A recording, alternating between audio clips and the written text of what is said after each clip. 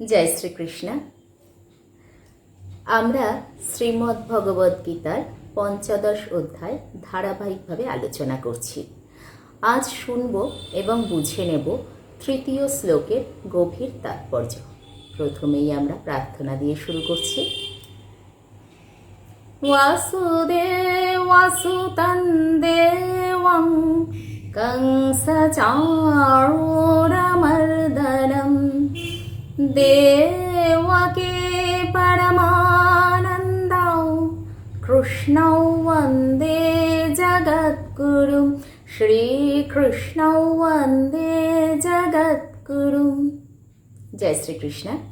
এখন আমি তৃতীয় শ্লোক পাঠ করে শোনাচ্ছি। ওম শ্রী পরমাত্মনে নমঃ।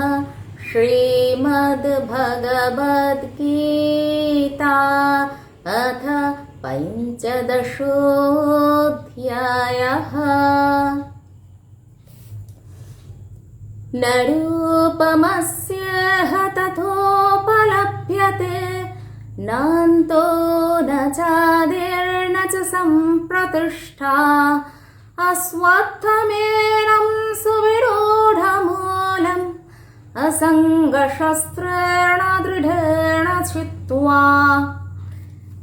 ভগবান এখানে জানিয়েছেন এই সংসার হলো বৃক্ষের প্রকৃত রূপ, যা বোঝা খুব কঠিন। অনাসক্তি বা বৈরাগ্যের মাধ্যমে সংসারের বন্ধনকে আমাদের কাটাতে তিনি বলেছেন। এর গভীর ব্যাখ্যায় ভগবান জানিয়েছেন বৈরাগ্য মানে সংসার ছেড়ে পালিয়ে যাওয়া নয়, বৈরাগ্য মানে সংসারে থেকেই নিজের কর্তব্যকে পালন করা, কিন্তু অহংকার এবং অতিরিক্ত আসক্তিতে জড়ালে চলবে না। যেমন পদ্মফুল জলে থাকে কিন্তু জল তাকে ভেজাতে পারে না, ঠিক তেমনই আমাদেরও সংসারে থাকতে হবে, কিন্তু সংসার যেন আমাদের মনকে গ্রাস না করে। এই ছিল আজকে তৃতীয় শ্লোকের ব্যাখ্যা। এখন আমি সমাপ্তি প্রার্থনা দিয়ে সমাপ্তি করছি।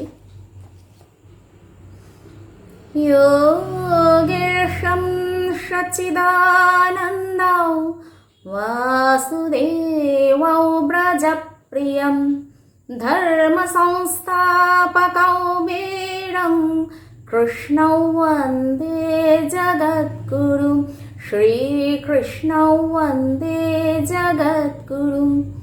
ওম শ্রীকৃষ্ণার্পণমস্তু।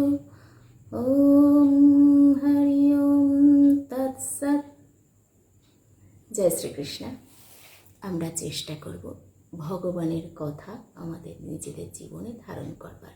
আজ এই অবধি, পরবর্তী ধারাবাহিক পর্যায়ে আবার আলোচনায় আমরা আসছি।